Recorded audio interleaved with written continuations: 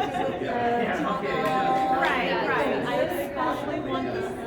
Yeah. If it fits sneeze, would be the best. Yes. How else do I do a panel?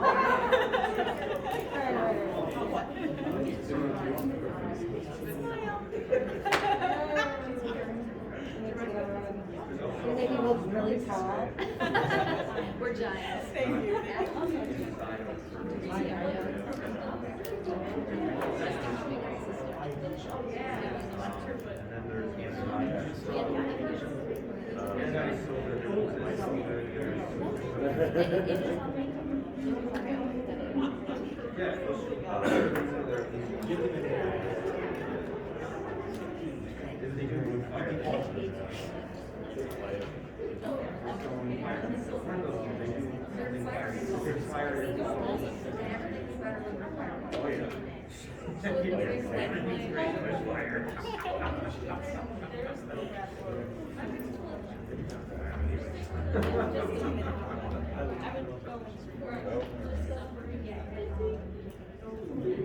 Alright, I think we're gonna get started here. Holy crap, my voice is loud from here.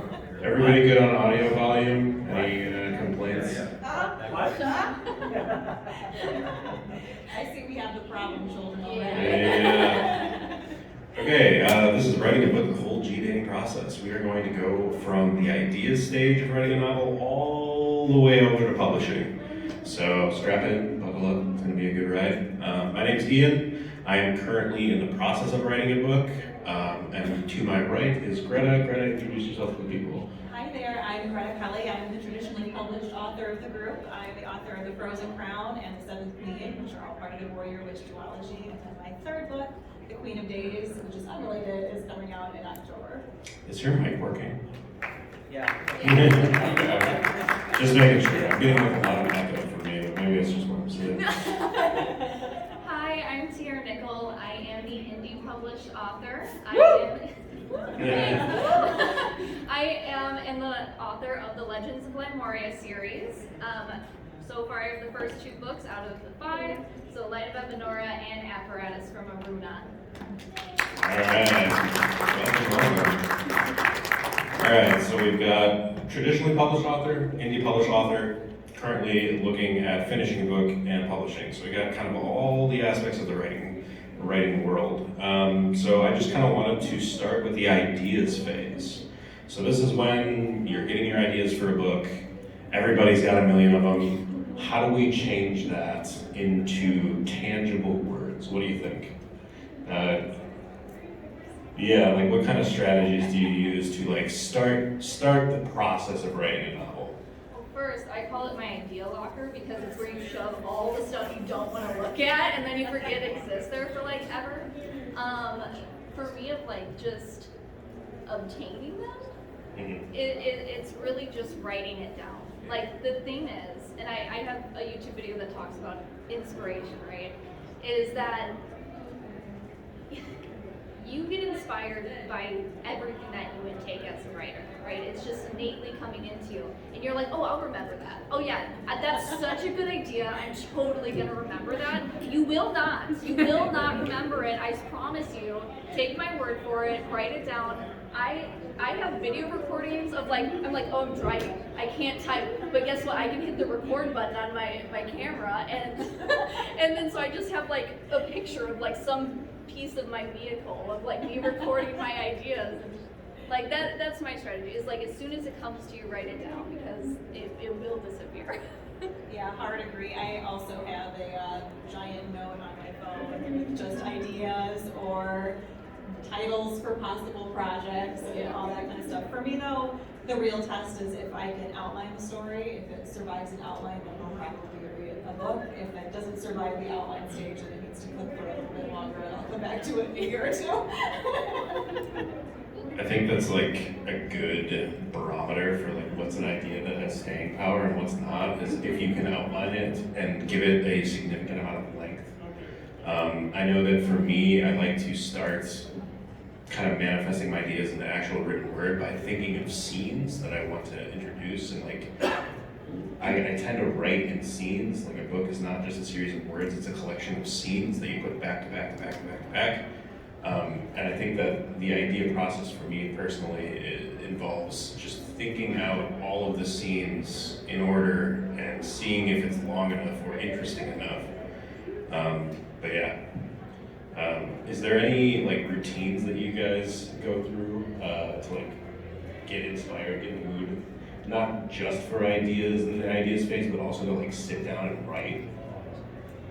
Oh man, I am like militantly against developing solid, not routines. Like I am someone who always writes first thing in the morning, but I am someone who, like I don't like having to rely on needing the perfect like pen and pencil to write, or the perfect cup of coffee, or this bright scented candle. And I don't do that for a specific reason, because I feel like you're training your brain to only work under certain circumstances. And when you're on deadline or when you just need to get the words down, those circumstances will always evaporate. So I kind of trained myself to write, even if it's on lunch break when I'm at work. I wrote a chapter at 2 a.m. when I was feeding my newborn kid. Like, you write whatever you can, and eventually those words will accumulate into actual stories. So there's a thing called ADHD. like in terms of like being able to like sit down and write, there isn't really like a routine in which I do, but it's whenever I truly feel like I'm now that character. I call it method writing, like because like method acting, you just become that person. But whenever I feel like this is it, this is the moment in which it's spilling out, like that's the kind of, I'm a sporadic writer. There's like I can't sit down. It has to when it's speaking to me. How about you? I just slam a bunch of coffee. That's pretty much what I do. My life is kind of sporadic. My schedule's always changing, so I really just like, I usually write the most, I feel like, when I'm in front of my laptop as opposed to my desktop, because my desktop is used for, games and all of the social media distractions that are out there today. But when I'm in front of my laptop, it sucks so much that I can't do those things. The laptop does not have a lot of horsepower, so I end up writing a lot more. But that is what I do. So we are fiction writers, all of us up here. And fiction writing has a lot to do with world building. So where does world building enter your guys' process? Is it in the idea stage or is it in the plotting stage? So when I built Limoria, which here's a no, but when I've created has anyone played Dungeons and Dragons? Yeah. Okay. Yeah. Okay. Yeah, our people. Okay. That's a new thing. So when I've played Dungeons and Dragons, I've created campaigns and stuff like that. So world building was something that I just found fun, and so because of how my D&D really inspired my novel of that, it kind of just led into the world building itself. So before I even really had the idea of the plot or anything like that, I already had this entire world set up just sitting to the side. And so I just flipping through notebooks and I said, hey, this one's good. Plucked it out of it. But I think world building is one of those things that you really have to pay a lot of attention to detail, and that you really that should be your longest thing. Like if you're thinking of oh well, it's gonna take me a year to do this, 5 years to do that, whatever, your world building should be, I think, the longest period. So that's interesting. You're saying that your story kind of spawned off of world building? So it was world building initially and that led to more? Yeah, okay. I already had the governments built, the history built, and then I fit the character in which I created into that history, and how because Zali was my D&D character, right? So I already had this background that I created, but I was like, well, I can just literally put that background in this world that I already had, that I had created. It took me 5 years to create this world. I was like, I'm gonna use it. Okay. So it kind of helped shape the stories of the books, yeah. Interesting. Okay. Greta? Yeah, so I studied international business at poli-sci in college, so for me, world building always went hand in hand with that. I also played D&D. I knew going into the Frozen Crown that I wanted to build a world that felt like our world, or felt like a really good D&D campaign where stuff is still happening even if your main character isn't on the page.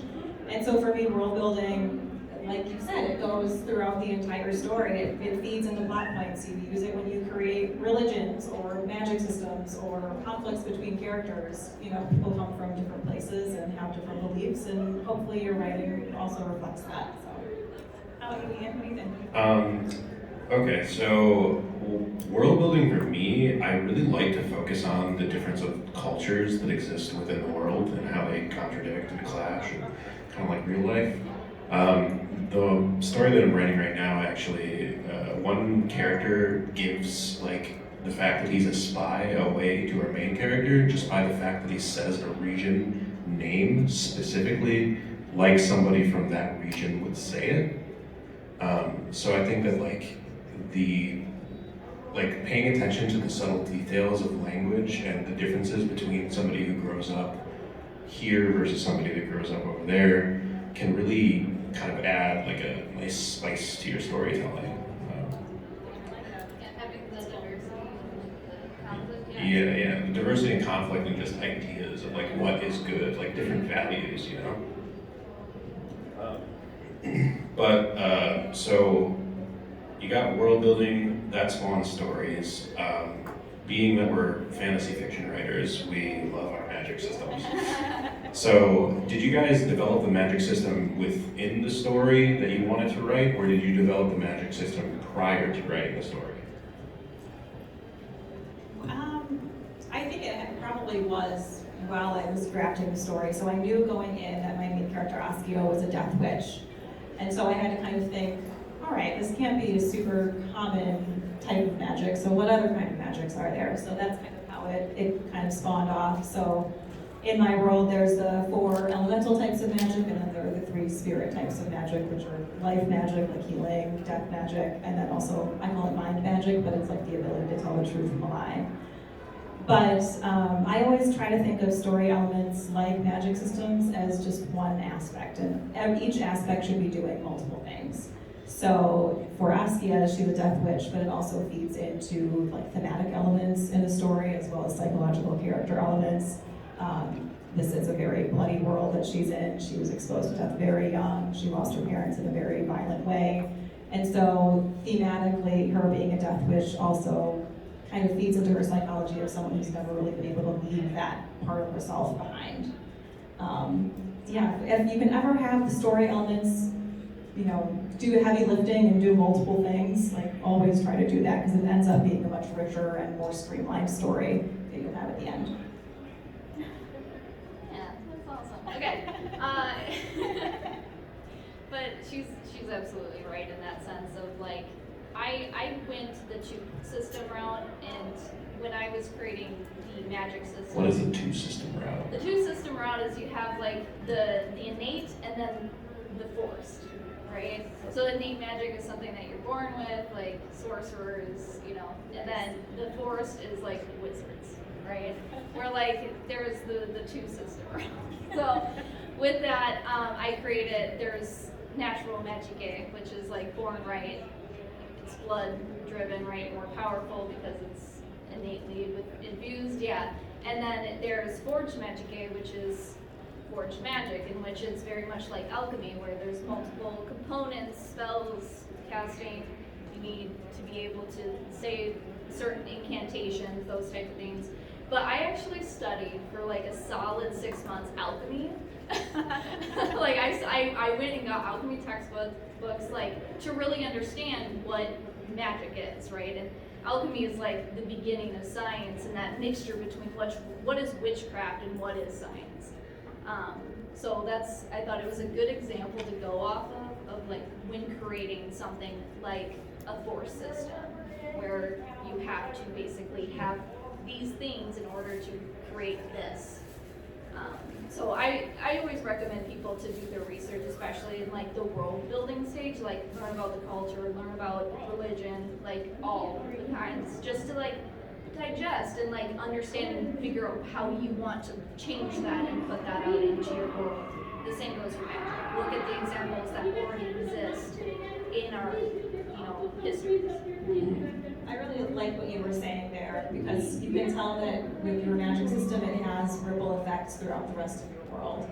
So when you're creating your own magic systems, remember, that it's not just going to exist in isolation. If magic existed, you better believe people would be exploiting it. You also better believe that there would be people who didn't like it. There's the fact that maybe they don't have it and no one else should. So there are political implications. So these are all interesting ways that you can add threads and weave and make a richer story at the end. I also think something that drives a story with magic systems specifically is that what's more interesting about the magic system itself is the cost. Because otherwise it's just a free pass to solve any problem that you have. But if you create a compelling cost, it can really drive forces in the story. So the thing that I'm writing, it's named Pilfer. It's basically the cost is that magic is derived from objects, but only objects with very significant, a huge significance emotionally speaking to individuals. So for instance, your wedding ring would be a source of power or something like that, but only as long as you're in love kind of thing. And the cost of that is based on somebody's emotional state, which can change over time. So different things can happen with that. But I think that if you tie it to yeah, your music. But anyway, if you tie it to something that everybody wants, or is very hard to produce naturally, it can really feed into the story beats that you create for your novels. That's interesting. Can I ask, did you put any checks and balances on your magic system, and how did you design that? I did. I did include them, but I don't want to spoil it. It does get explained in the book, but through a way of which you witness the consequence, right? So, and when coming to terms of okay, you can be extremely powerful, right? What is that end goal if you become powerful, and what are not even just the physical consequences of utilizing your magic, but what are the the political and the desire for people to come after you, right? And so for my point is that it became a very political thing, right? People wanted to use the magic that existed in the world, and that's the major consequence. Magic is not free. It comes with the consequence of your own freedom if you are a magic user, because people want to abuse that, want to use it to build militaries, wanted to be able to use it for their own gain of political stance. So yeah, and Forge Magic, it was a way for people to still utilize that power without that risk. So yeah, so it was to basically break away from that and be well, we have this, but it's not innately ours. So it's not as powerful, but you now can use magic in an everyday living if it's not banned in that said country. Yeah. Details. Yeah, details. But I think that about covers the idea stage as far as Genesis goes, and things that you have to be aware of. Yeah, we're good. Things that you need to be aware of when you're kind of structuring your world and kind of what you want to do as far as bringing your ideas into a story. I'd like to open it up for any questions about the idea stage specifically. The next stage that we're going to go into is story creation. So if you've got something about specifically story creation, save it. We'll do more rounds of questions. But does anyone have any questions about ideas, specifically generating them? I'm sorry, the screen disappears, I don't remember your name, but the lady on the left, you say you are a sporadic writer. How do you keep yourself from going into periods of not writing at all? How do you keep falling into that hole?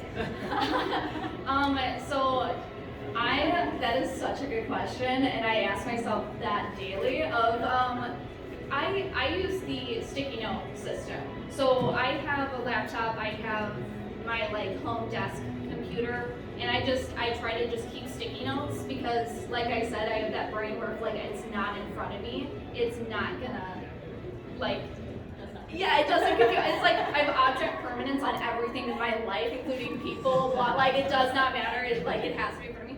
Yeah. My sister, she's it's me. But yeah, so I would recommend if you have that type of I just feel I should be doing something on my free time. like set reminders on your phone. That's really helpful. If you have like an Alexa, like the creepy assistant is always in your house, always listening to you, like that's a great tool to use in order to like remind yourself. She's like, Tiffany, it is time to now write. Get your ass off the sky. She used profanities for me. So, but like it's things like that just help trigger that response. And I mean, as a sporadic writer, I'm not always gonna listen to that reminder, but it keeps me being like, right. And then like 10 minutes later when I'm brushing my teeth for bed, I'm like, oh my God, this is it. And then like I dash over to the computer. So like it's moments like that where like you really, when it comes to you, like I said, grab your phone, record yourself, like do whatever it takes to get the words out of you, because you can always write that stuff down later, even if you're not like in that. And that's how truly sporadic it is. Like I'll be literally like on a walk and I'm like, oh my God, and like I'll call my Alexa so I can leave a voicemail. It's yeah, sorry, I go on a tangent about this because this is like my everyday living. Sorry, I hope that answers your question. Yeah. Like just good. I'd like to add to that a little bit too, actually. Building routines like anything is what helps me the most specifically. And honestly, just having a time of day every week, whatever you can fit into your work schedule, to just sit down and write, just having that routine constantly, and like really, even if you're writing crap, because a lot of times you will be, just sitting down, like forcing yourself to sit down and saying, all right, I'm not going to play games or do anything else until I write at least a chapter or something like that. Just having that on a consistent basis every week really helped me. I was gonna say also checklists. I don't know what it is about a checklist, but just the act of like checking something off makes my brain feel very happy. Yeah, it's very satisfying. And so, you know, if you build these routines, it doesn't always have to be like writing. You could just be like making a Pinterest board. You could be doing anything. So just think about like being creative in different ways. So, are there any other questions about the idea phase that you guys have? Do you oftentimes run into situations? How often do you run into situations where you're like, that's just not going to work? And does it impact your ability to write for a portion of time, a long period of time, or you just try and jump from the next good idea to the next one? Are you talking about like right when you're doing the first draft, or just putting ideas together? You just get disheartened from bad ideas? No, I try not to. I mean, you were talking about the story locker.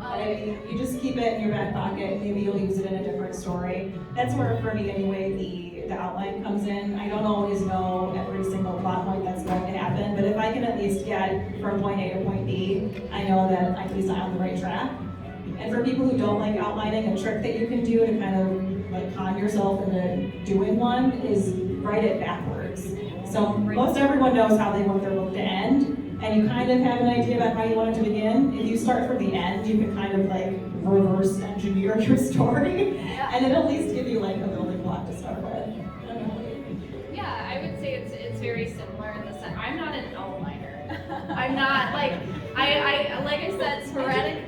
Yeah, I am. Sporadic to the day I die. No, but I will say something that has helped with like making sure the idea is actually worth it is something that's called the index card system. I don't know if anyone's heard of that, but the index card system is literally what it sounds. You have an index card for the main character, like the development that happens in that chapter, the scenery in that chapter, the locations in that chapter, the side characters in that chapter, and you kind of, that's like as loose as it gets, right? And then you just do that for all.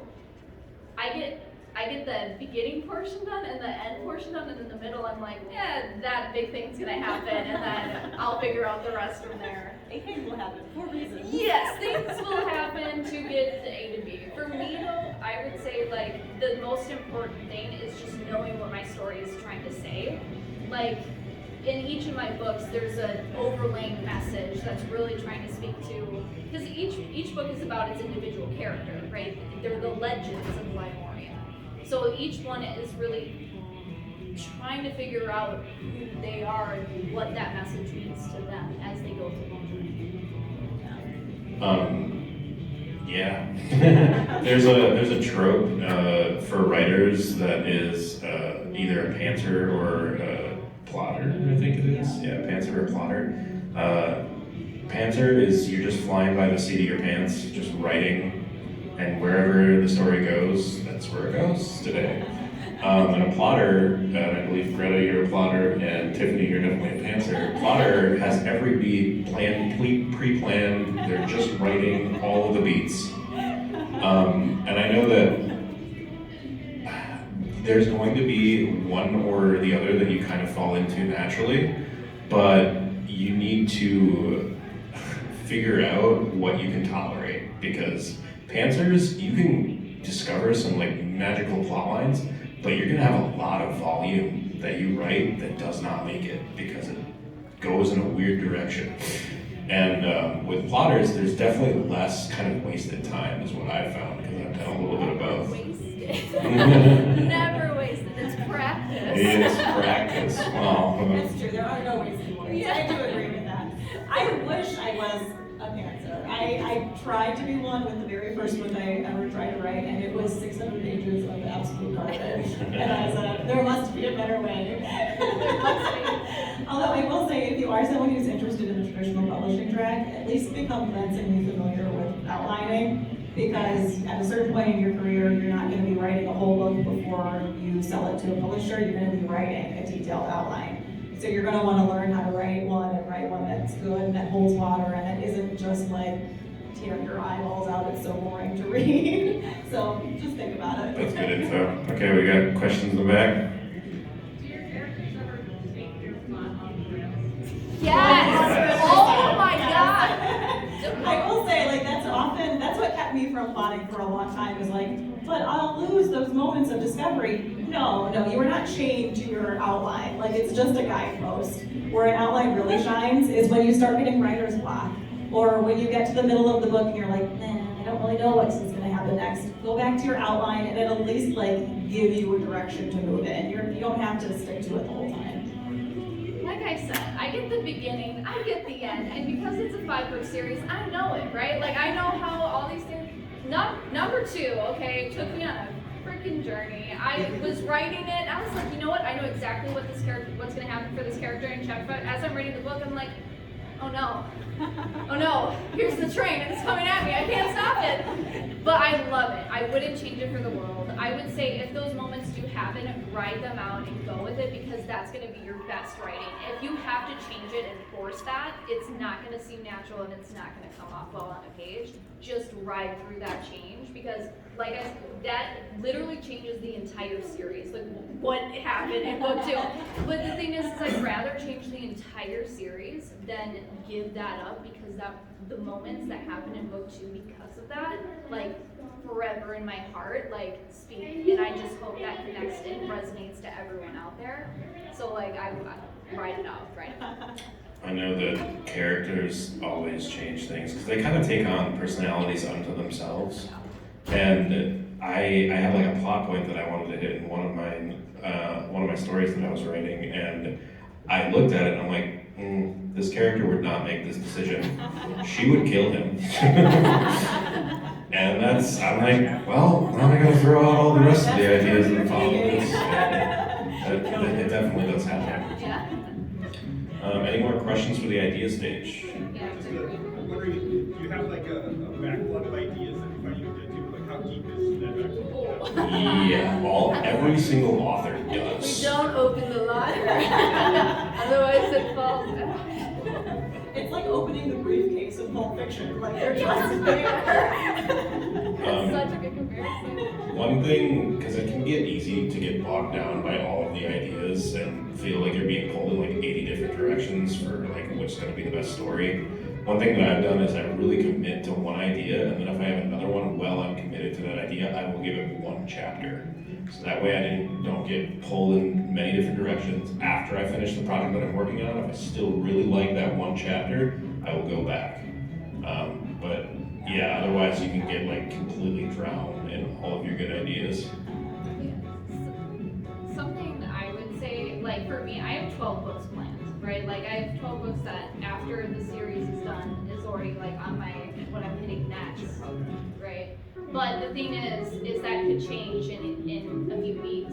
And I would say you're gonna find ideas that you're like, this is it.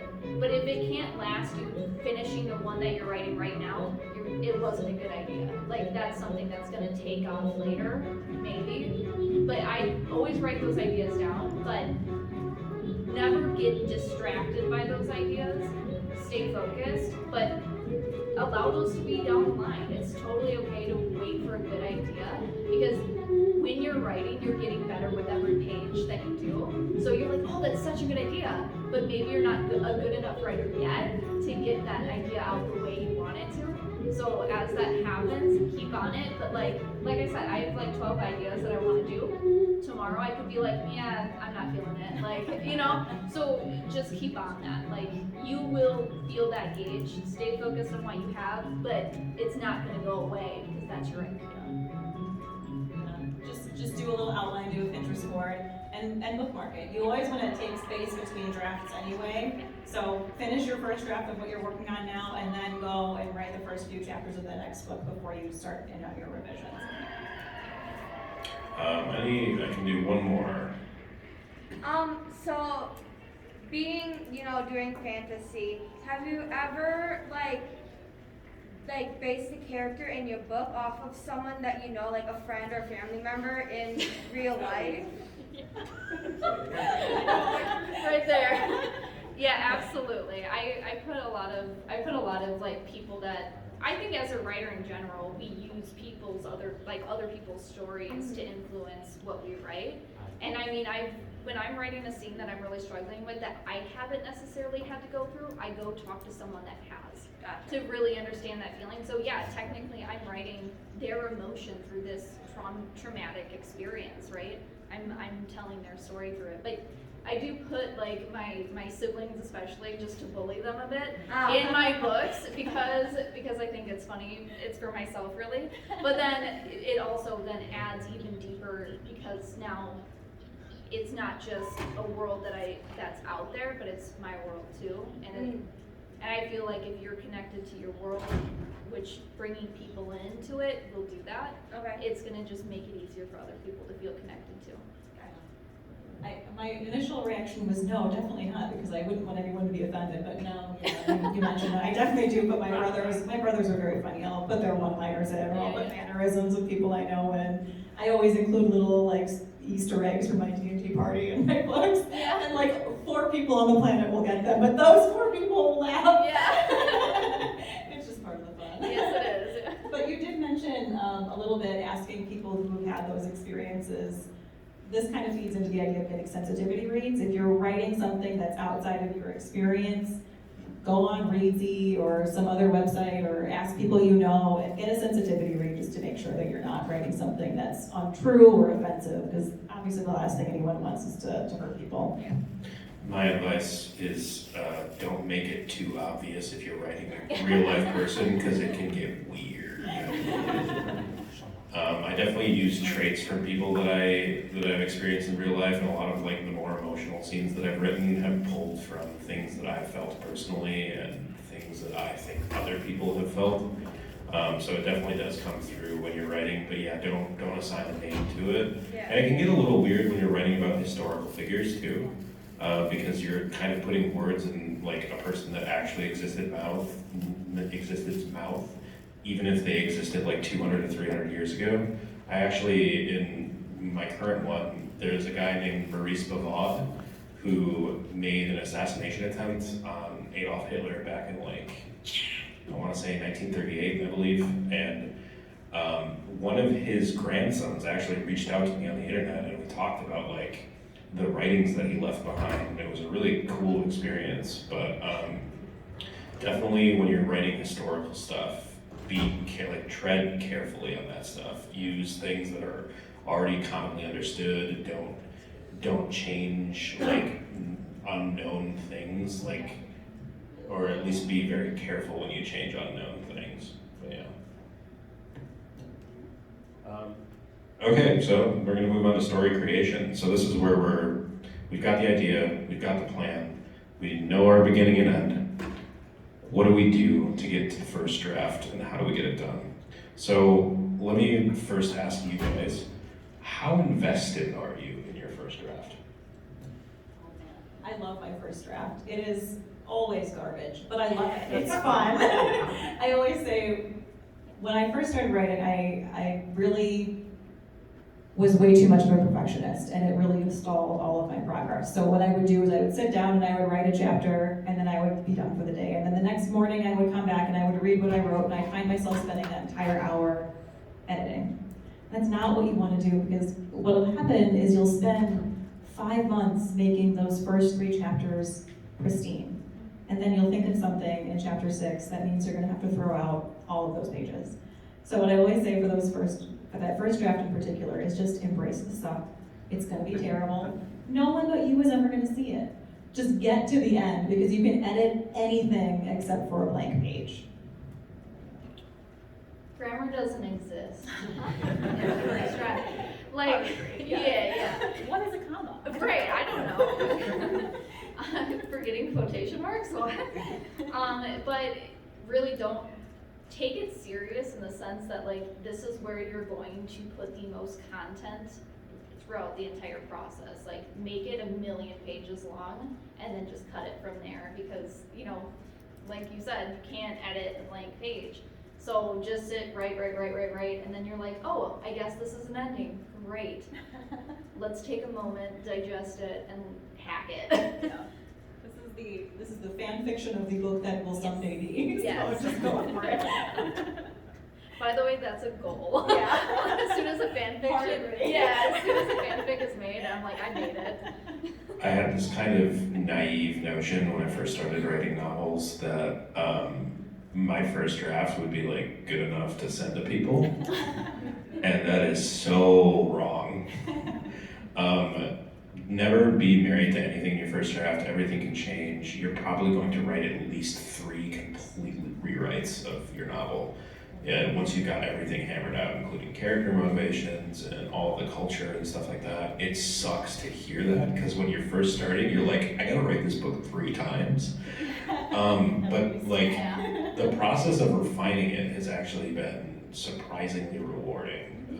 And it really like brings to the forefront like how you build a relationship with these characters as the author too. Yeah, I think you see the most development in your own writing too, because you're like, one, you can find moments where you're like, wow, like I wrote that. Like I laugh at my own writing. Maybe that's terrible to say. Like maybe it's not that funny then, but like because I forgot that I wrote it. It's like reading it for the first time. So, but I would say like use those opportunities, like when you're rewriting your own or rereading your own work and changing it. Like congratulate yourselves on the well-written, and don't punish yourself for the poor. Just learn from it and move on, and grow. So I'd like to actually ask you guys this question for the differences in the publishing process. How many, is it just your eyes on the first draft, and what does it mean when it comes to like submitting to publishers or editors even?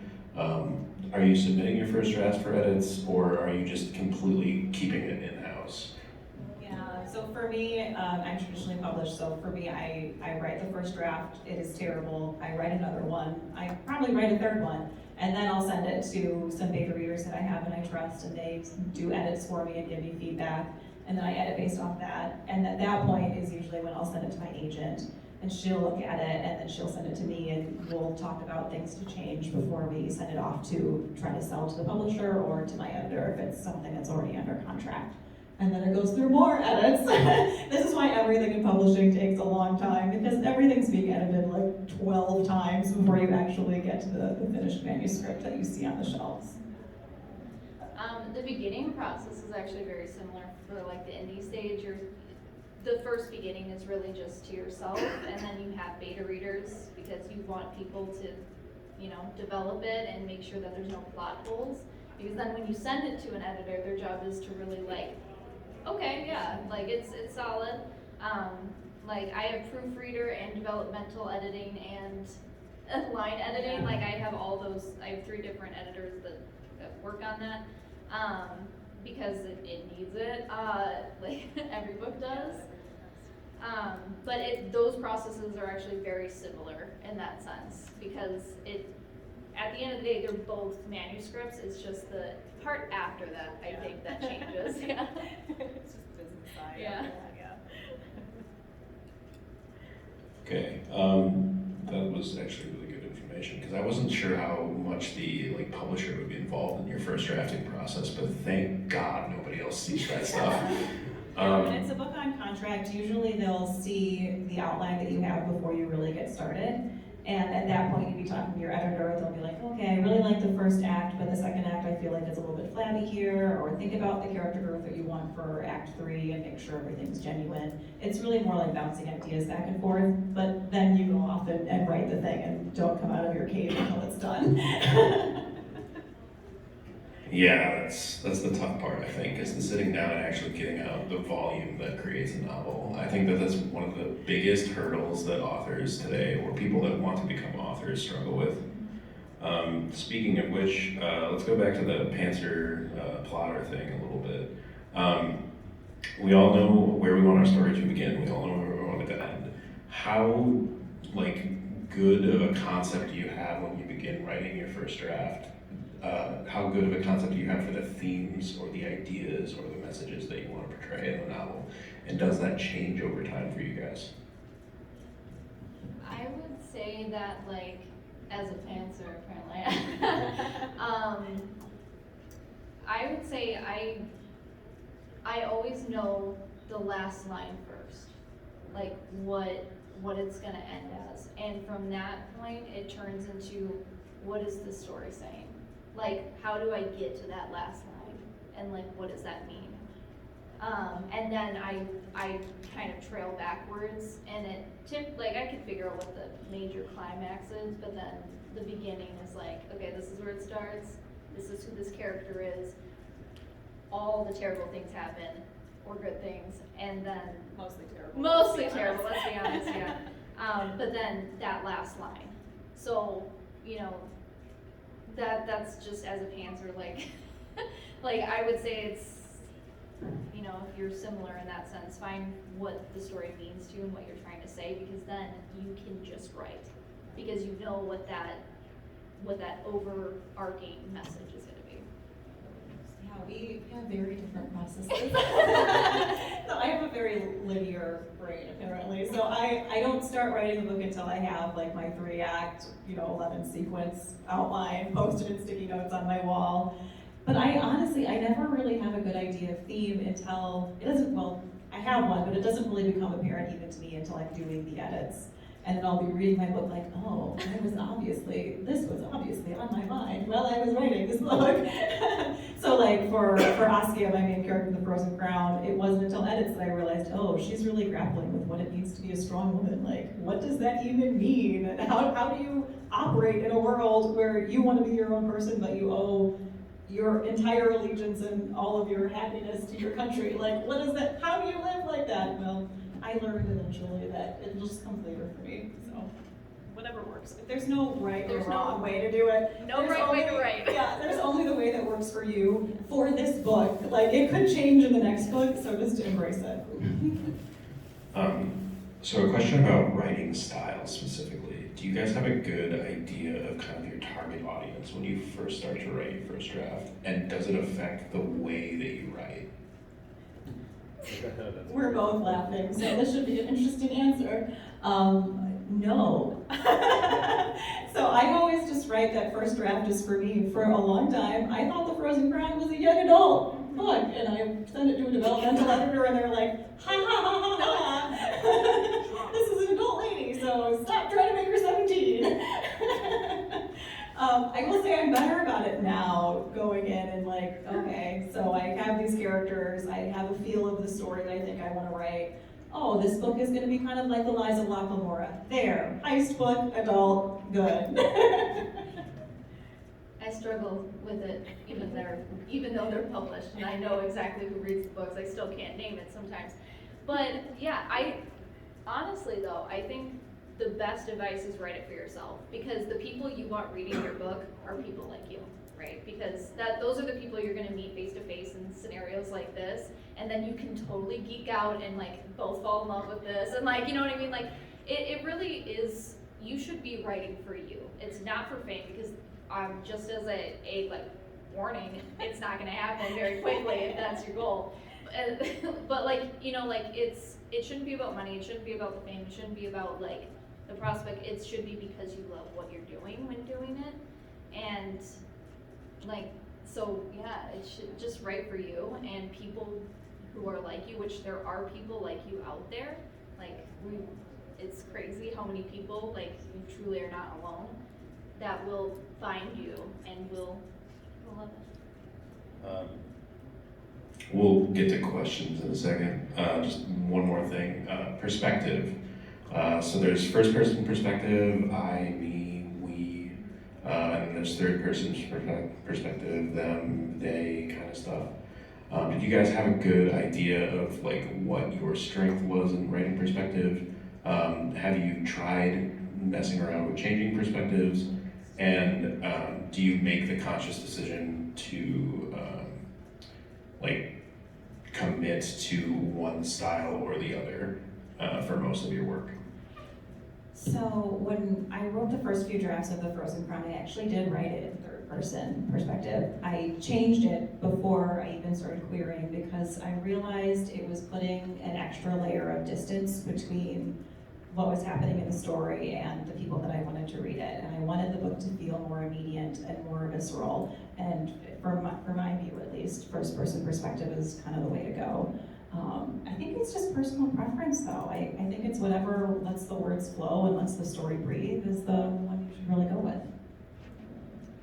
Yeah, I agree. I think that whatever is going to best tell the story in which you have is the one you need to go with, and that can change even throughout a series.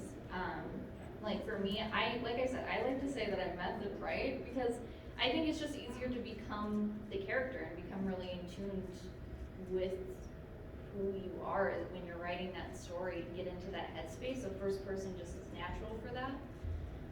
But in the third book that I'm writing right now, it's actually, it's 3 different point of views. It's first person, second person, and third person all at the same time. And I'm not meaning like, oh, one chapter, oh, and then the next, like literally at the same time. And it is like torture, but I've had some people read like the first few pages of it, and it apparently makes sense. So I'm gonna go with it. But yeah, it just made sense for that story to include and bring in other points of views. I will say that's a good point that you bring up, like, that's your third book, so Yeah. she's obviously like very like experienced at this point. When it's your first one, maybe you stick to one point of view, and also maybe stick to one like main character point of view too. A lot of like debut authors that you see that have character or books that are from 2 different characters' points of view, you run the risk of both characters sounding the same, and that's not something you want. You want the voices to be distinct. So a lot of times you'll see authors won't introduce that second, person until later books when you have a little bit more experience under your belt. I think there's definitely strengths and limitations to both, and I think that you have to be really conscious of which one you choose. Because if you do first person, to me, that is more evocative of emotion, like personal struggle, you're inside a person's head. You only usually get the information that they have, and that can really like alter what you're doing with the writing process. I have a friend in one of my writers groups in Madison that she recently made the decision to switch from first person to third person because she's like, this character just doesn't know these really important things, and I'm tired of having an excuse to get her in the room to hear these things. And being conscious of something like as nuanced as that can really change how you approach a project. So definitely something that I think Warren's talking about when you're in the writing process. Next, I think this is going to be the last portion for the story creation is setting. What are some of the things that you thought about when you were creating your setting? I know that it kind of stems from the world building, but as far as like putting language to it, what are some of the things that you thought you needed to bring out? Yeah, it's real rough. Well, especially with fantasy, you really have to think about the tone, right, of what your world and how your character sees that world, which is more important than like really how you like the certain word you use, like a certain word, but like between the 2 different novels, you see 2 very different perspectives of how they see the world, and I think that's just the tonality of like you, especially for first person, the way that Zalia thinks about the world is good because of her personality. It's much more abrasive, right? But for Renatus, it's much more timid. It's terrifying, right? So you just have to know your characters well enough to know what that tonality is going to be, I think, in terms of like setting, you know, the scene type thing. Yeah. Yeah, I love that, always trying to filter things through your character's eyes. Like, we all write fantasy, so when your character gets in that throne room, is it beautiful and stunning, or is it frivolous and wasteful? Like, it's all gonna come from your character. I suppose, but from like a granular point of view, like, I always like to add like food things. Like, what are they eating? I must know. Or what are their clothes like? Give me a wardrobe change. Mine's architecture. Yeah, I love good architecture too. All right, any questions in the audience for story creation? We'll go right here. So I've got two things.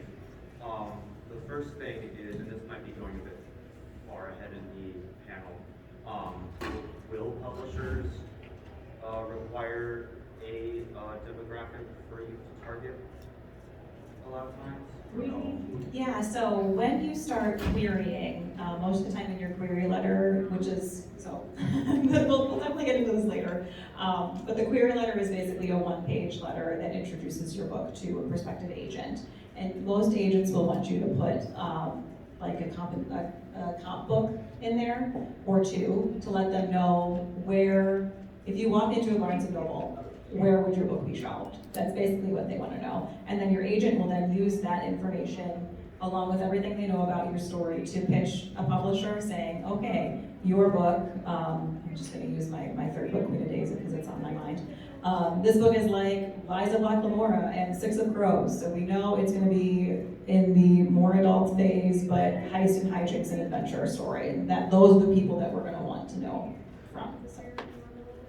The second thing was, I was going to go back to perspective, but TR had already mentioned it. The rarely used second person perspective, I just wanted to make sure that everybody knew that that does exist. If you need an example of it, any like choose your own adventure that you ever read back in the day, but a really good non-choose your own adventure book is Bright Lights, Big City. I am blanking on the author right now. I can't remember. That happens. Yes, second Authors person. aren't real. Very rarely used second perspective, which is using you rather than I. Yeah. They're not talked. It's not talked about as much because it's certainly less common, and it's a lot trickier to write well. But they definitely are out there, and honestly, it gives you a ton of street cred if you make it good. Yeah. Hoping to bank on that All one. right, Wario in the back. You're talking about doing multiple drafts. I've read that the more you write, the more you read, the better your writing goes. Let's say you have like a specific novel that you consider your baby, and you want it to perform and be the best it can be. When do you finally decide is like it's good enough to send out? When you cannot stand looking at it another moment. Truly, like when you just hate it, like not hate it, that's an exaggeration obviously, but like at a certain point you're not going to be able to look at what you've written and see what you actually wrote, because the idea in your head of what your story is will override reality, and hopefully a little bit before then, but if you get to that point, then it's time to send it off to a developmental editor or beta readers or whatever. Is that like the saying that books aren't released, they escape? Yeah. So. I would say as soon as you get that feeling, like the moment now it's scary to put it out there. Like when I was writing, like when I write, I'm just writing. I don't think about what it's for, like who it's for. I think about it because it's what you love doing, right? But as soon as it starts to be like, this is real, like people are gonna look at this, I'm like, okay, now's the time. Like I'm now in my second or third draft. I'm now getting more and more scared of showing this. Now is the time that I actually need to show it, because you don't want to be paralyzed by that. So when you start to feel yourself like, you know, like when you're driving and you like go down a hill or like that roller coaster where you like the stomach's rising up, immediately throw it out, just go it out, like just get it somewhere else. Even if it's just to a friend to read it. Like you don't have to send it to beta readers or an editor.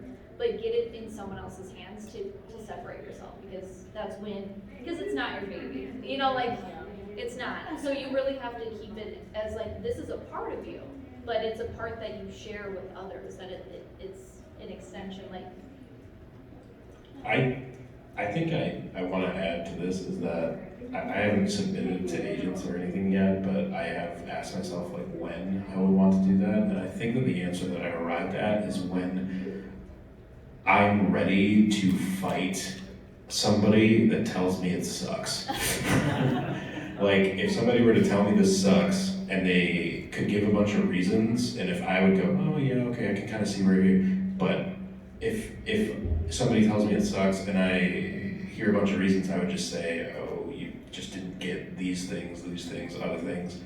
Basically, when you're ready to fight for like what you've done, what you've put down on the page, I think is a really good litmus test to figure out if you're ready to start sending it to people. Because you will get rejected a lot if you try to pursue traditional publishing. I'm sure Greta can tell you.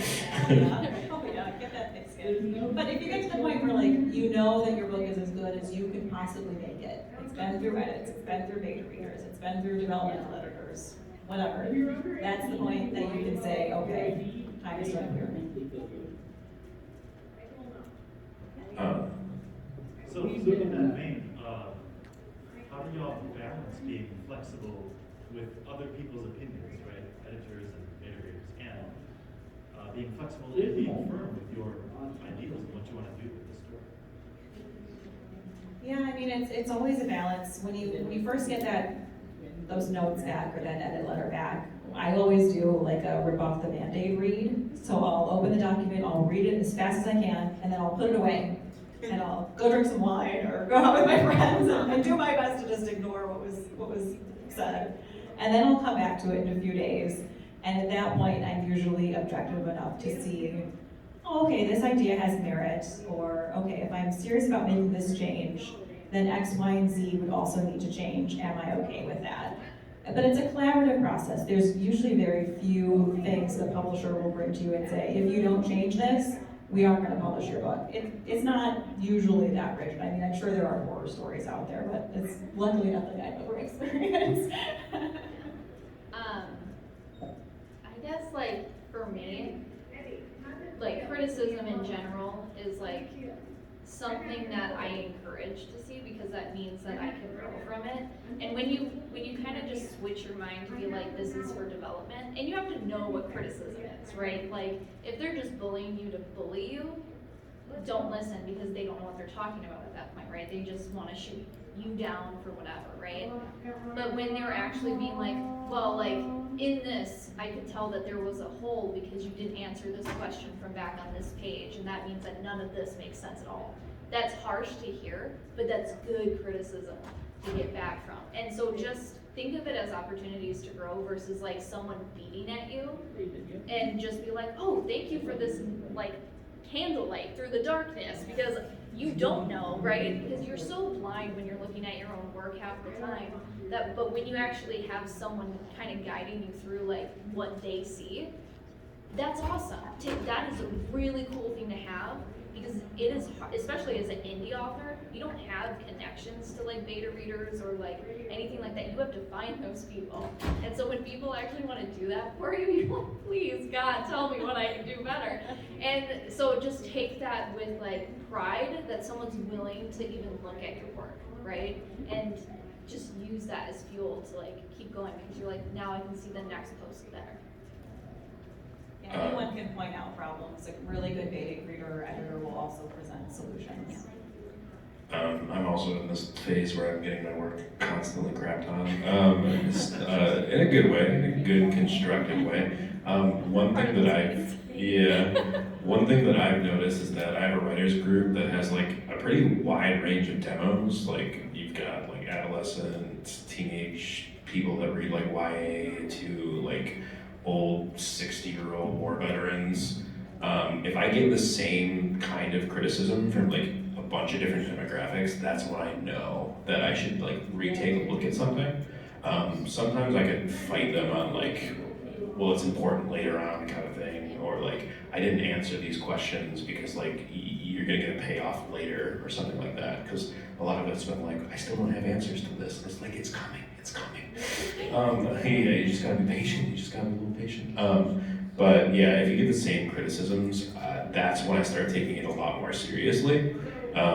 Also, if I don't have like a rebuttal, so maybe I'm writing about something that's like really tough to talk about, and that puts people off or something like that, and that's okay. That doesn't mean that it doesn't have merit in its own way.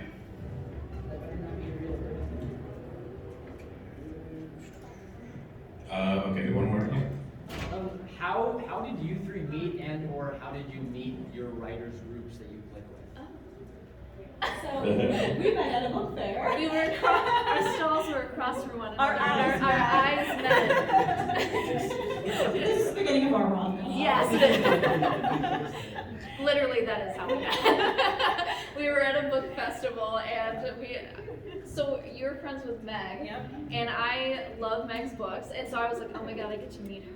And so like I ran across, and you guys were sharing the stall, and it was like I got to meet you, and then it was like click, boom, done. Like another really good place to meet writing group is NaNoWriMo. Are you all familiar? Yeah. November is National Novel Writing Month. The website is up all year round, and their message boards are great. I have 2 beta readers that I still talk to, that I've sent several books to now, and we've all grown together as writers. One of them's a literary agent now, and the other one works in like acquisitions, I think, for a publisher. So you can find really good beta readers there that you like to work with, and yeah, so yeah. Yeah, I'll add to this. I actually met Tiffany at the panel last year. I think that with any new industry that you're trying to break into, like networking is big. So go to events like this. Yeah, go to events like this. Follow people on Facebook that are in the same space, or Facebook. Who uses that more? Instagram, like Book Talk's big right now. Just social media in general. Just following the right people, talking, getting in the comments.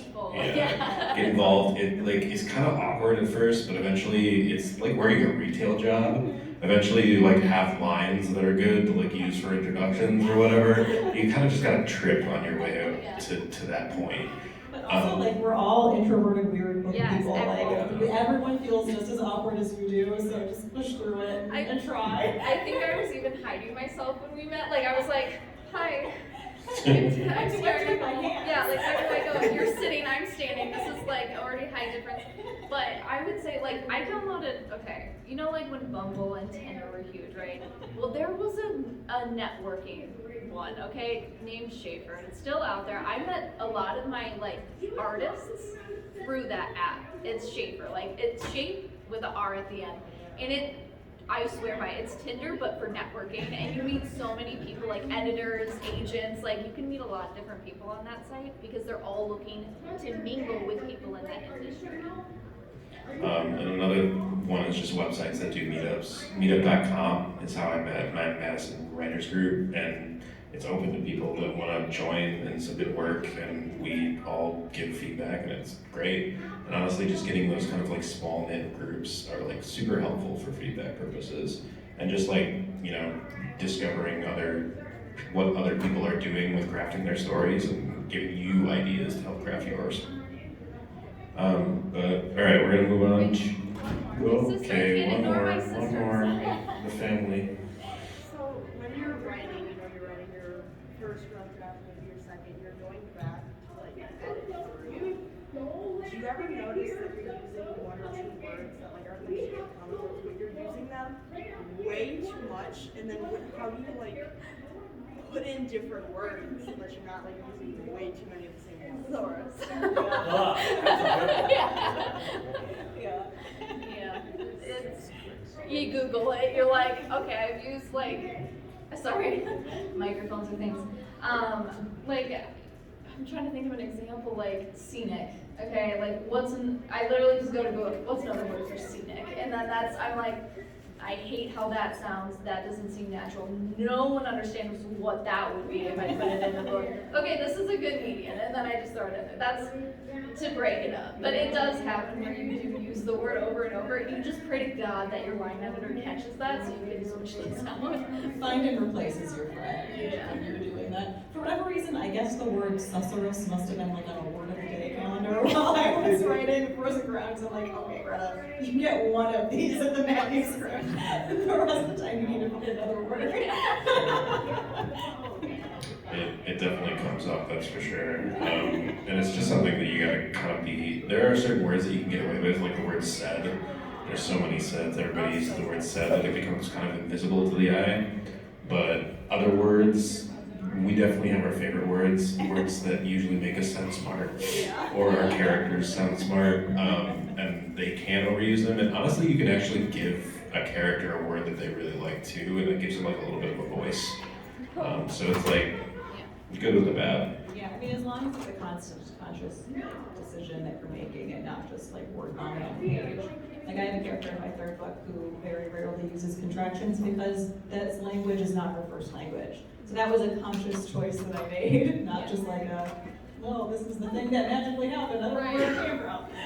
It is something that you definitely can see out in the wild though if you look for it. Because like I remember Game of Thrones, George R.R. Martin had like 6 or 7 chapters where literally every character was saying the phrase "to be sure," and then it disappeared and it never came back, and I can't figure out. The editor was probably like, I will break your Yeah. fingers.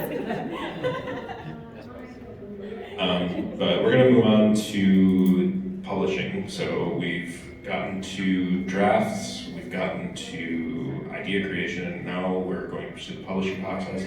This is going to be the most stark difference, I think, between our panelists because Greta's traditionally and Tiffany's indie, and so we're just going to get into that. So when you guys finish your manuscript and you're ready to submit, you're ready to fight for your ideas, what do you do?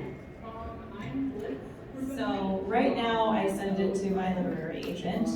When I was first writing The Frozen Crown, I didn't have an agent, so that meant that I had to go through the querying process, which I kind of mentioned a little bit before.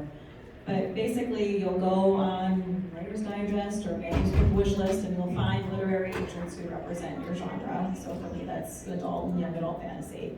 And you'll get a list together and you'll start sending out your submissions packets. So that's usually the first 5 to 10 pages of your book. Sometimes it's a 1 or 2 page synopsis. I hate them. Damn the agents that require them, but whatever. There are requirements and then too. it's always going to be your query letter, and that's a 1 page. Think of it like your book jacket. It's a 1 page little blurb that's going to describe the conflict of your book in the most compelling and exciting way possible. And some agents only require the query letter, and that's really tough because they're hard to do correctly and in a way that makes someone jump up and say, I must read more of this. Yeah, it's tough, but it's just kind of the name of the game. And if at that point the agent is interested in reading more, they'll email you back and say, hey, send me the full manuscript. And if the stars align and they decide they want to offer you representation, they'll say, hey, let's have the call. And then the rest is history.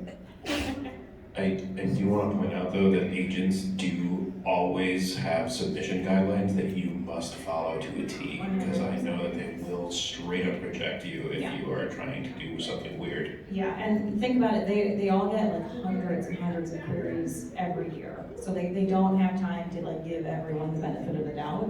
So like make sure that you're sending the right material, make sure you don't misgender the person in their letter, make sure you write their name correctly. These are like easy things to do. And if you want to make yourself stand out, start going online and looking at maybe interviews they've done or books that they've said that they really like and trying to incorporate those in your query letter. Sometimes as like your cover titles. I really love the contrast between the two because while you're like, okay, now I have to like go impress someone, right, and like obtain that attention, it's now I have to go research for like indie publishing. Like you really have to understand the industry in order to like get it all right. You know, like I mean you can shoot in the dark or maybe even like pay for a service, which like Represent Publishing did help me in terms of like all the background stuff because I work 2 other jobs. But I understand the process of it. And it's like,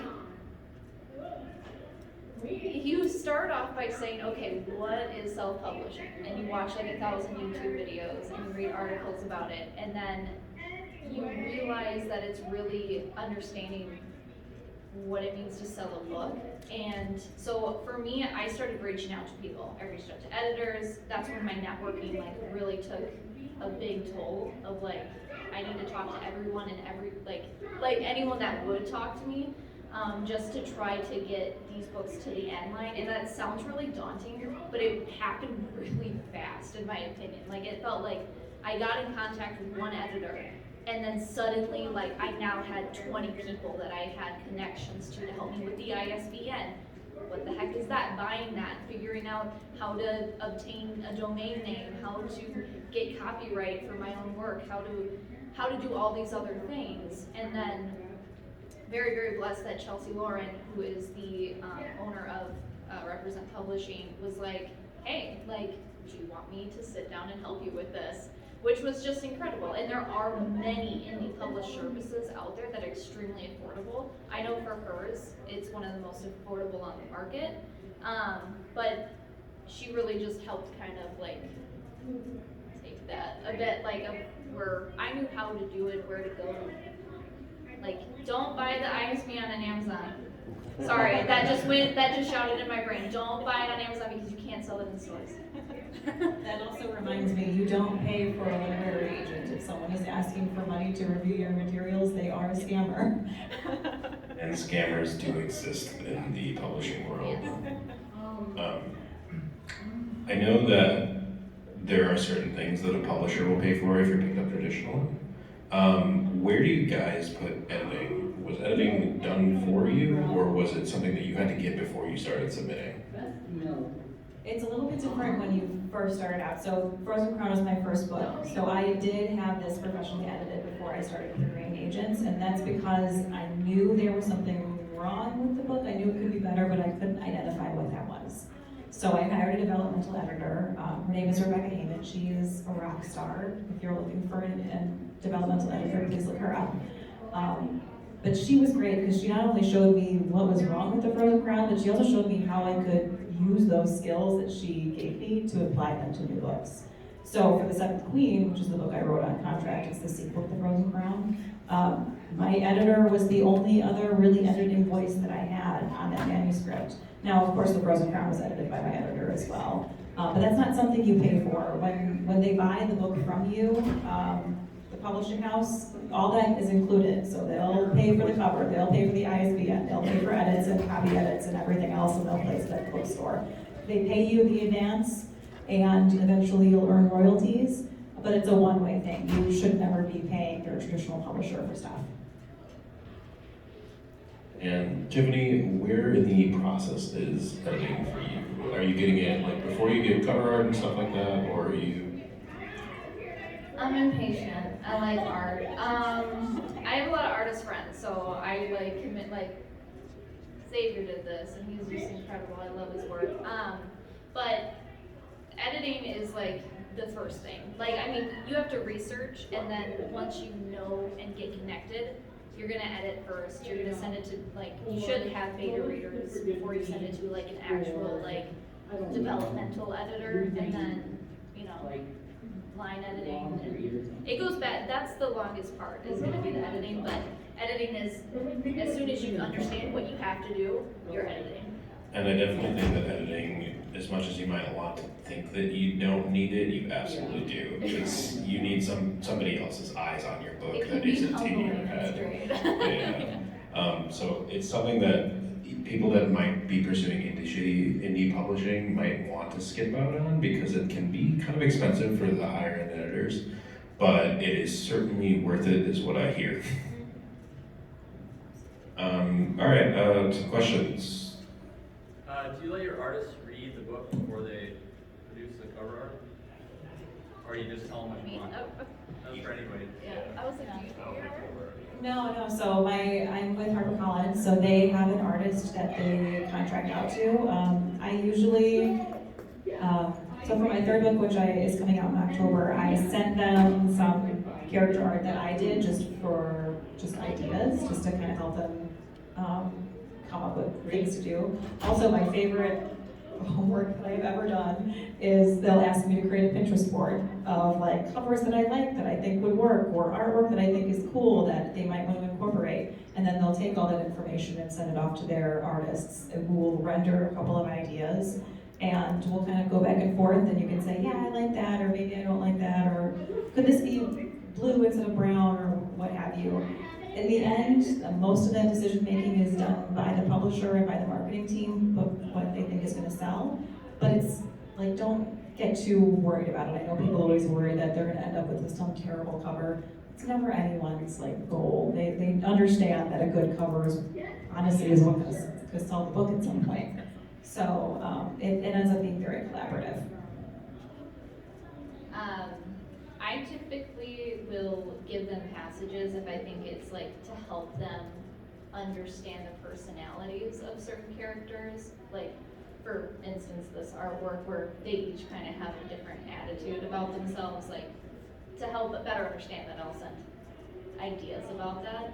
For the cover art though, working with Linda, I designed them. So I drew the rough sketch, and then I sent them to her, and it was just back and forth of like, I really just want the solid colors, but with hints of them in each other, and so on from there. So you can get very detailed if you want, but it depends your artist. Like, if I send passages to Linda, she'd be like, no thanks. You know, like, so like she'd be like, okay, great, I'll read it later. Like, she's like, I'll read it when you're done writing the book. But she, in terms of creating the cover art, she really just wants to know like the style that I'm going for and what type of message that I'm trying to push out with it. So generally having a rough sketch of an idea helps. I have approached a couple of artists for potentially doing a cover art for my book, and don't ask them to read the whole book. They are freaking busy.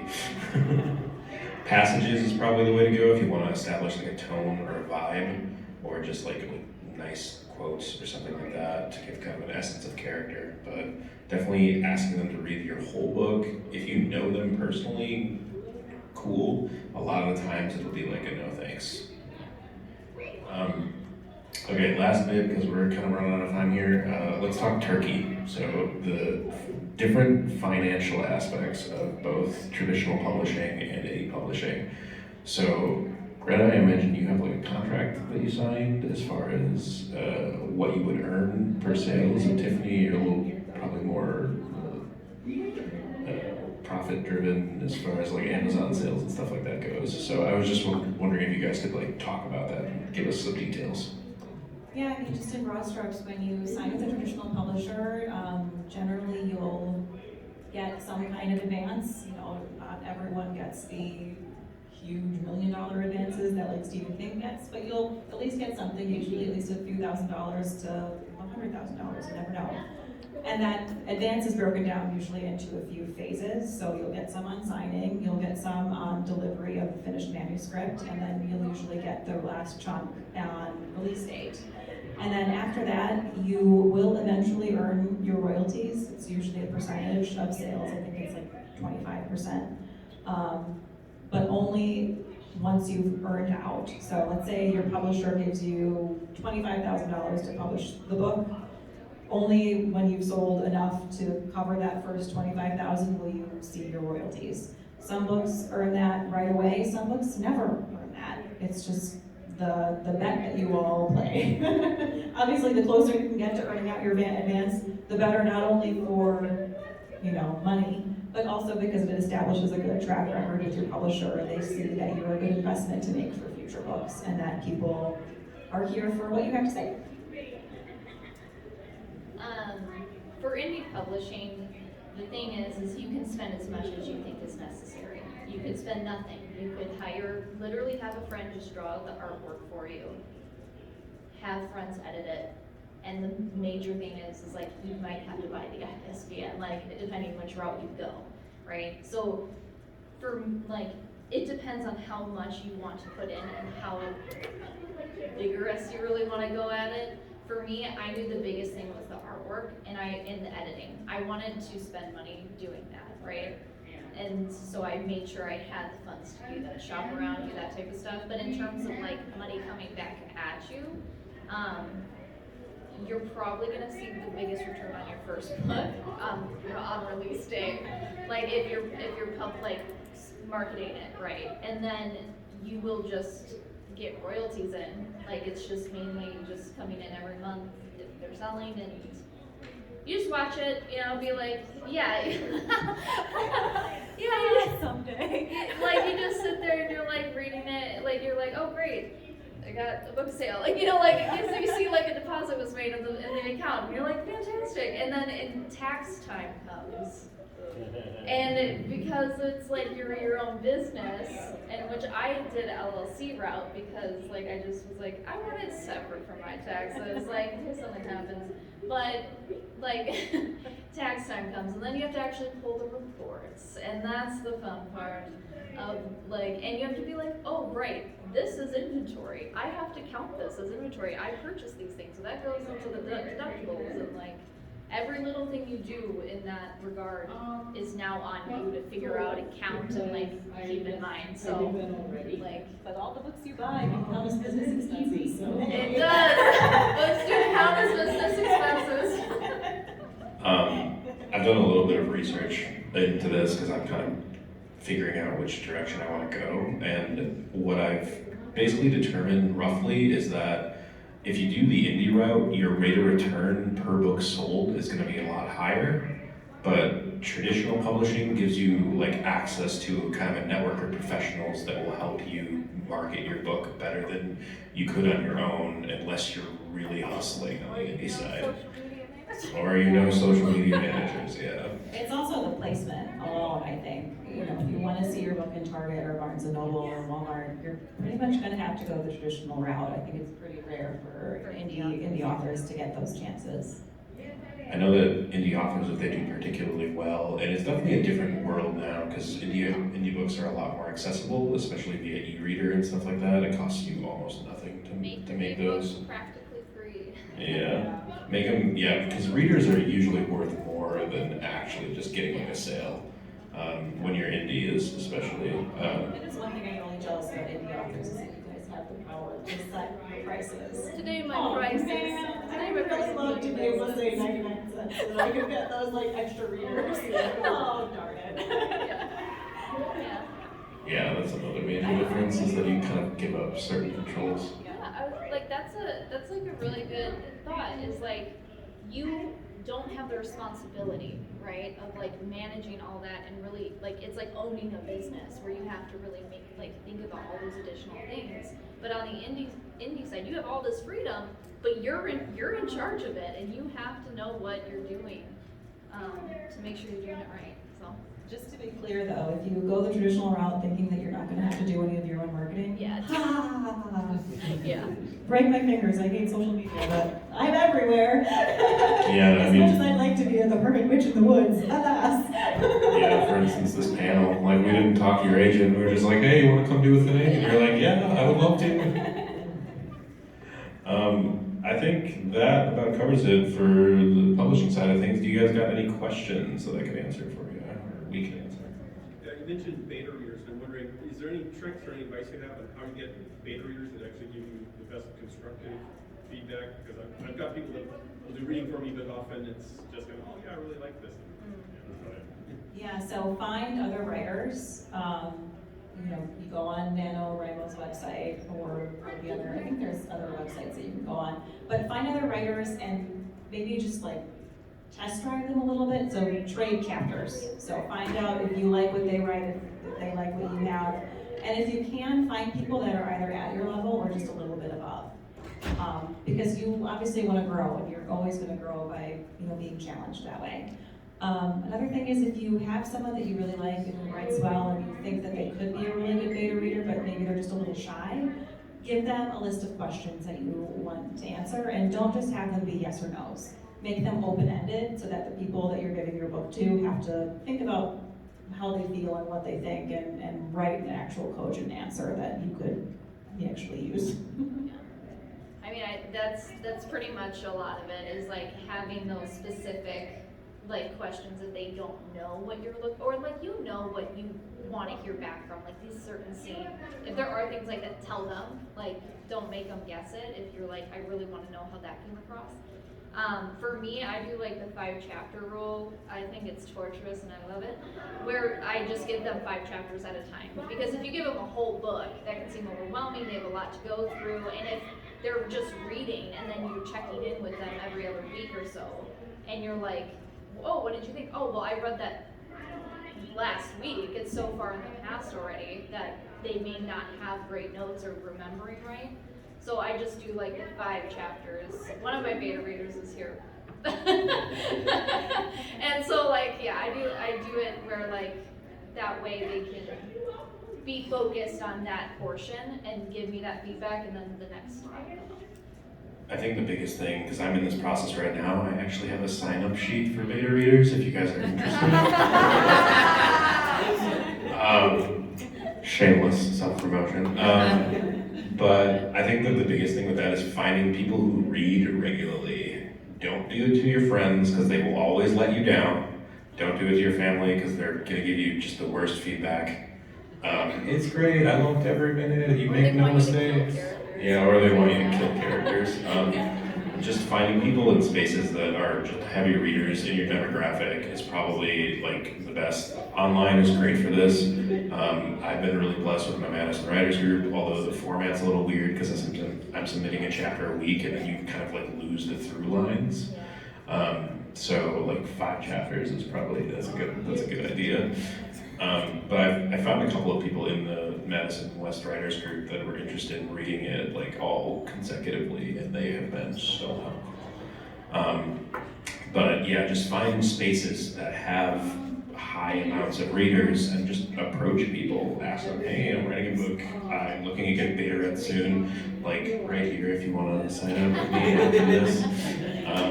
And that's probably going to be the best avenue for you if you're looking for people to. Becoming a beta reader is a good way to find beta readers. Also offering the service yourself. Yeah, don't discount the act of giving advice. It might not seem like it's helping you, but it's helping you as a writer. Like just being able to think critically and identify what is working and what isn't, and then having to explain it to someone else. It might not seem like you're improving your writing, but you really are. Any more questions? No? Okay, I'm into that. That means that we answered things, right? So do you guys have some great quotes from your guys' books that you would like to give us? Yes. Oh gosh, so I'm in the weeds. I keep talking about my 3rd book, which is not that, but I'm in the weeds editing it, so it's what's on my mind. So I have, I suppose I'll give you a little elevator pitch for it so you know what I'm talking about. It's called The Queen of Days. It follows a group of thieves who team up with a time-eating demon to steal an ancient statue from their city's governor before he uses it to resurrect a vengeful god. So it is very heist and hijinks. It's all banter and found family. And my main character is in the process of blowing up a harbor, as one does, with his cousin, and he turns to her and goes, Z, you're a freaking magician. And she looks at him and goes, magic is for idiots. I'm a mother-effing scientist. That's so good. I like that one. God, mine's too intense now. Jesus. You got good ones. Oh, I know. Okay. So with book 1, Zali, the main character, she's very fierce, very like off-putting up front, and there's a portion in the book where like, she's opening up and she goes, no matter how much I train my body and my powers, my heart will always be weak. See, mine wasn't funny, it was just emotional. My current project is about a courier in a fantasy setting, basically like a badass delivery man. He's got roped into delivering a kid, and he's meeting this kid for the first time, and kid asks, like, what's your name? And he's like, couriers don't have named kids. They're a kid, and he's like, that's such a stupid practice. And the courier's like, it's so we can't rat on other couriers. And then they leave and go to an inn, and the kid's got a horse, and he's like, horse got a name? He's like, yeah, horse. So it doesn't rat on the other horses. Just thought it was a very nice character moment. Yeah, so another big thing for authors trying to break into the scene is social media. My YouTube channel is going to have interviews with these two guys if you guys are more interested in their projects and kind of who they are as people. We did some interviews that are up on YouTube, but the YouTube channel is called Authors Cabin with an apostrophe S. And if you search it, hopefully you'll find it. If not, you can follow these guys on Instagram and they'll probably have a link to it. Yeah, so I'm pretty much across, everywhere. I'm barely on Facebook, but Instagram, Twitter, TikTok at Greta K. Kelly. Basically, I talk about my books and Dungeons and Dragons and Critical Role and all kinds of nerdy crap. Good thing. Both of my books are available now. The Frozen Crown, The Seventh Queen, wherever you buy books. And The Queen of Days will be out on October 24th, but it's available for pre-order now, or just add it to your Goodreads. I'd really appreciate it. Most of my social medias are tiernickel_inc, like INK, because I think I'm funny, like Penny. I have free bookmarks so people can take those. It has my social media tags on there for you. But then for my books, if you see me now, you can purchase one, or you can find them on Amazon in select stores, or you can go to my website, tiernickel.com, and get signed copies there as well. Those will take a little longer because I have to ship those out, so apologize. So I think we're going to conclude. If you guys want, we've got some merch to sell you guys up here. If you want to approach, you can also sign up for the beta read sheet. There's 2 novels that I'm working on. I will probably give you updates if you give me your email address and name. I promise not to spam you. And yeah, thanks for coming. I hope you guys got a lot of solid information out of this. Thank you. Thank you so much.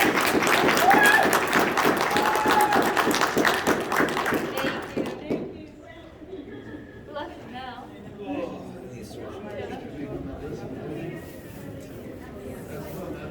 Sign me up for better. Alright. Always like Hello, everybody. Hello. Please just come up and chat. Yeah.